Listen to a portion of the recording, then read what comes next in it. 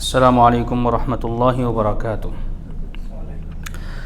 آج کے خطبے کا عنوان ہے گناہوں کو مٹانے والے اعمال۔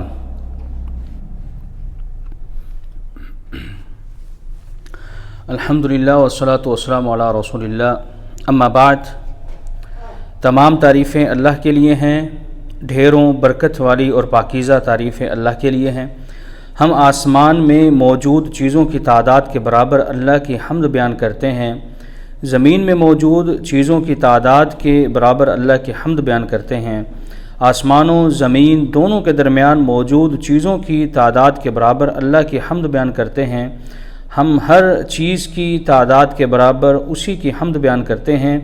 آسمان کے برابر ہم اللہ کی تعریف بیان کرتے ہیں، زمین کے برابر اللہ کی حمد بیان کرتے ہیں، اور ان دونوں کے درمیان چیزوں کے برابر ہم اللہ کی حمد بیان کرتے ہیں، بلکہ ہر چیز کے برابر اللہ تعالیٰ کی حمد بیان کرتے ہیں۔ میں گواہی دیتا ہوں کہ اللہ کے سوا کوئی معبود برحق نہیں، وہ اکیلا ہے، اس کا کوئی شریک نہیں، اور میں یہ بھی گواہی دیتا ہوں کہ ہمارے نبی محمد صلی اللہ علیہ وسلم خاتم الانبیاء ہیں اور اللہ تعالیٰ کے بندے اور اس کے رسول ہیں۔ اللہ تعالیٰ آپ پر، آپ کی آل پر اور تمام صحابہ کرام پر ڈھیروں درود و سلامتی نازل فرمائے۔ حمد و ثنا کے بعد، اے مسلمانوں، میں اپنے آپ اور تمام سامعین کو تقوی الہی کی نصیحت کرتا ہوں۔ فرمانے باری تعالیٰ ہے، اے ایمان والو، اللہ سے ڈرو اور ہمیشہ سچے لوگوں کے ساتھ رہو۔ اے اللہ کے بندو، متقی لوگوں کا ہر وقت یہی وتیرہ رہتا ہے کہ وہ برائی کا بدلہ اچھائی سے دیتے ہیں۔ فرمانے باری تعالیٰ ہے، ان الحسنات یذہبن السیئات، بے شک نیکیاں گناہوں کو ختم کر دیتی ہیں۔ نیکیوں کی بہاریں ختم ہونے کے باعث زندگی میں آنے والی قدورتوں سے نامہ اعمال کی مسلسل صفائی اور دائمی طہارت تھم نہیں جاتی اور نہ ہی کسی خاص وقت یا جگہ کے ساتھ مختص ہے۔ اس کی وجہ یہ ہے کہ گناہوں کی بدبختی سے انسان محرومیت کا شکار ہو جاتا ہے، گناہوں سے رسوائی ملتی ہے، بلکہ بسا اوقات گناہوں کی بیڑیاں اطاعت الہی کی جانب پیش قدمی کرنے سے روک دیتی ہیں۔ ان وجوہات کی بنا پر مسلمان سراسال ایسے اعمال کی جستجو میں رہتا ہے۔ ایک مومن سراسال ایسے اعمال کی جستجو میں رہتا ہے جو گناہوں کا کفارہ بن جائیں، بلندی درجات کا باعث بنے، کیونکہ تزکیہ نفس کا تقاضا ہے کہ اندرونی صفائی جاری رہے اور عزائم بلند رہیں۔ گناہوں سے بخشش کا سب سے بڑا سبب وحدانیت الہی اور صرف ایک اللہ کی بندگی ہے۔ چنانچہ جو شخص اپنے دل میں کلمہ توحید جاگزی کر لے تو یہ کلمہ اس کے دل سے اللہ کے سوا ہر چیز کی محبت، تعظیم، جلال اور خوف نکال باہر کرتا ہے۔ پھر عین اسی وقت انسان کے گناہ اور تمام خطائیں جل کر بھسم ہو جاتی ہیں، چاہے وہ سمندر کی جھاگ کے برابر ہی کیوں نہ ہوں، بلکہ بس اوقات گناہ بھی نیکیوں میں تبدیل ہو جاتے ہیں۔ تقوی سے لیس ہو کر گناہوں کی صفائی ممکن ہے اور تقوی ہی بہترین زاد راہ ہے۔ فرمانے باری تعالیٰ ہے، وَمَن يَتَّقِ اللَّهَ يُكَفِّرْ عَنْهُ سَيِّئَاتِهِ وَيُعْظِمْ لَهُ أَجْرًا، اور جو شخص بھی تقوی اختیار کرے تو اللہ تعالیٰ اس کے گناہ مٹا دیتا ہے اور اسے بڑا اجر عطا فرماتا ہے۔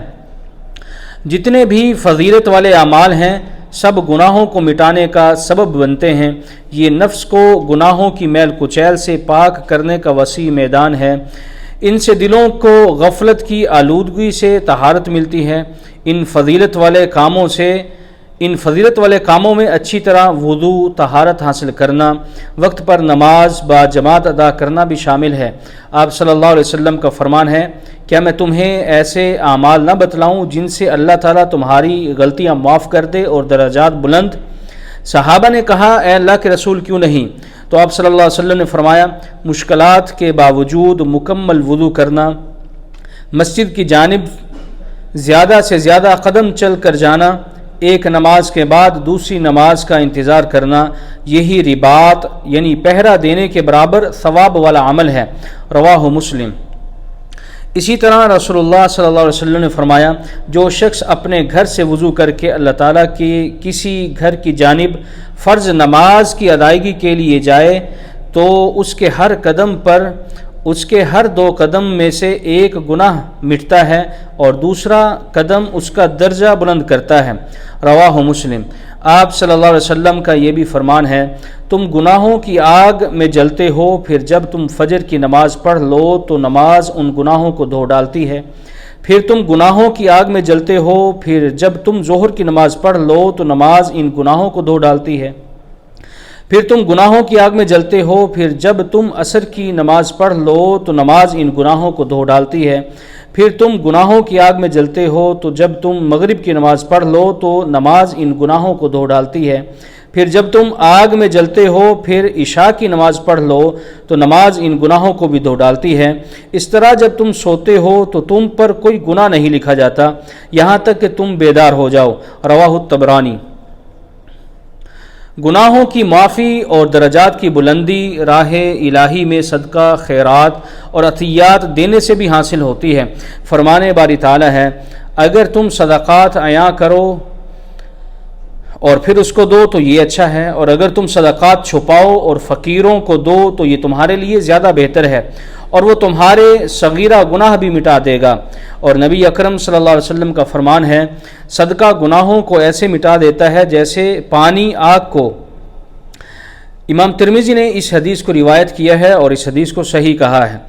نیکی کا حکم دینا اور برائی سے روکنا بھی گناہوں کی معافی اور بلندی درجات کا باعث ہے۔ آپ صلی اللہ علیہ وسلم کا فرمان ہے، انسان کے اپنے اہل خانہ، تجارت اور پڑوسیوں کے متعلق گناہوں کا کفارہ نماز، صدقہ، نیکی کا حکم اور برائی سے روکنا بن جاتا ہے۔ رواہ البخاری و مسلم۔ اللہ تعالیٰ کے ساتھ سچا تعلق، اپنے بارے میں سچے ارادے اور زندگی میں ہمیشہ سچ بولنے سے بھی گناہ معاف ہوتے ہیں۔ فرمان باری تعالیٰ ہے، اور جو سچائی لے کر آیا اور جس نے اس کی تصدیق کی، یہی لوگ متقی ہیں، ان کے لیے ان کے رب کے پاس وہ کچھ ہے جو وہ چاہیں گے، یہی نیکی کرنے والوں کی جزا ہے، تاکہ اللہ تعالیٰ ان سے ان کے تمام بدترین عملوں کو دور کر دے اور جو بہترین کام انہوں نے کیے ہیں ان کا انہیں اچھا بدلہ عطا کرے۔ ایسے ہی جو ایمان آزمائش کے وقت بھی انسان کو ثابت قدم بنائے، وہ بھی گناہوں کے مٹانے اور بلندی درجات کا باعث بنتا ہے۔ رسول اللہ صلی اللہ علیہ وسلم کا فرمان ہے، کسی بھی مومن کو کوئی تکلیف، تھکاوٹ، بیماری، دکھ اور حتیٰ کہ پریشانی بھی پہنچتی ہے تو اللہ تعالیٰ اس کے بدلے میں اس کے گناہ معاف کر دیتا ہے۔ رواہ مسلم۔ اس دھرتی کی آباد کاری، فلاح و بہبود کے ساتھ زندگی بھرپور رکھنا بھی گناہوں سے خلاصی کا باعث ہے، اور لوگوں کے لیے بھلائی کرنا بلندی درجات کا سبب ہے۔ رسول اللہ صلی اللہ علیہ وسلم کا فرمان ہے، ایک دفعہ کوئی شخص راستے پر چلتا ہوا جا رہا تھا، اسے راستے میں ایک کانٹے دار ٹہنی نظر آئی تو اس نے اسے ایک طرف کر دیا۔ اللہ تعالیٰ نے اس کی اس نیکی کی قدر فرماتے ہوئے اسے معاف کر دیا۔ متفق علیہ۔ نیکیوں کی بہاریں پا لینے اور ان میں موجود فضیلت و ثواب حاصل کرنے کی خوشی میں انسان اپنے پروردگار سے مزید گڑ گڑا کر دعا کرے کہ اللہ تعالیٰ اسے ثابت قدمی اور مزید ہدایت سے نوازے، اور وہی دعا کرے جو رسول اللہ صلی اللہ علیہ وسلم ہمیشہ کیا کرتے تھے، اللہم انی اسألک الثبات فی الامر والعزیمۃ علی الرشد، یا اللہ میں تجھ سے دین پر ثابت قدمی اور بھلائی پر پختگی کا سوال کرتا ہوں۔ اسے امام ترمذی، نسائی اور ابن حبان نے روایت کیا ہے۔ آپ صلی اللہ علیہ وسلم یہ بھی فرمایا کرتے تھے، یا مقلب القلوب ثبت قلبی علی دینک، اے دلوں کو پھیرنے والے میرا دل تیرے دین پر ثابت کر دے۔ اسے امام ترمذی، امام حاکم نے مستدرک میں روایت کیا ہے۔ ذکر الہی رحمتوں کا سیلاب بہا سکتا ہے، چنانچہ چند کلمات کے ذریعے تھوڑے سے وقت میں سچی نیت کے ساتھ گناہ مٹوائے جا سکتے ہیں اور مسلمان اپنے درجات بلند کروا سکتا ہے۔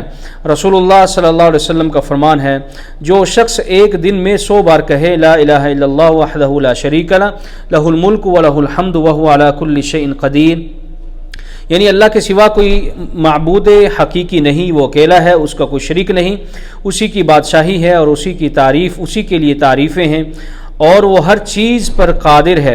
تو جو شخص یہ کلمات کہے گا اس کے لیے یہ کلمات 10 غلام آزاد کرنے کے برابر ہوں گے، اس کے لیے 100 نیکیاں لکھی جائیں گی، 100 گناہ مٹا دیے جائیں گے، اور اس دن شام تک کے لیے شیطان سے حفاظت میں ہوگا۔ نیز اس شخص سے افضل عمل صرف وہی شخص کر سکتا ہے جو اس سے بھی زیادہ بار ان الفاظ کو پڑھے گا۔ متفق علیہ۔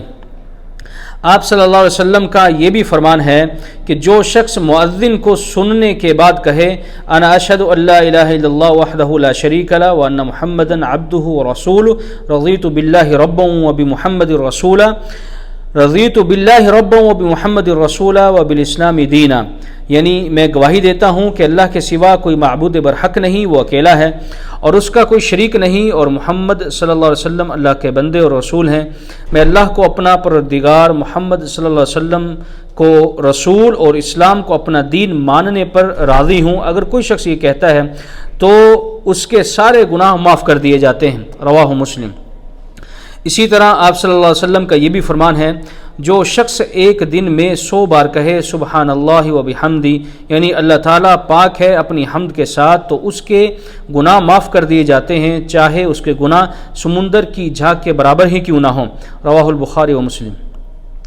آپ صلی اللہ علیہ وسلم کا یہ بھی فرمان ہے کہ جو شخص ہر نماز کے بعد 33 بار سبحان اللہ اور 33 بار الحمدللہ اور پھر 33 بار اللہ اکبر کہے تو یہ 99 بار ہو گیا، اور پھر 100ویں بار یہ کہہ کر مکمل کرے لا الہ الا اللہ وحدہ لا شریک لہ لہ الملک و لہ الحمد وہو علی کل شیء قدیر، یعنی اللہ کے سوا کوئی معبود حقیقی نہیں، وہ اکیلا ہے، اس کا کوئی شریک نہیں، اسی کی بادشاہی ہے، اسی کی تعریفیں ہیں اور وہ ہر چیز پر قادر ہے۔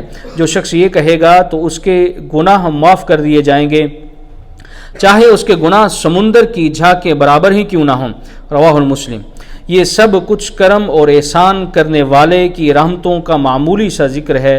کامیاب وہی ہے جو اللہ تعالیٰ کی رحمتیں گڑ گڑا کر مانگے، اپنے گناہوں کی بخشش اور بلندی درجات کے لیے کوشش کرے تاکہ اپنے رب سے ملے تو اس کا نامہ اعمال صاف ستھرا اور پاک ہو، کیونکہ اللہ تعالیٰ تو رات کے وقت ہاتھ پھیلاتا ہے تاکہ دن کے وقت گناہ کرنے والا توبہ کر لے، اور دن کے وقت ہاتھ پھیلاتا ہے تاکہ رات کے وقت گناہ کرنے والا توبہ کر لے۔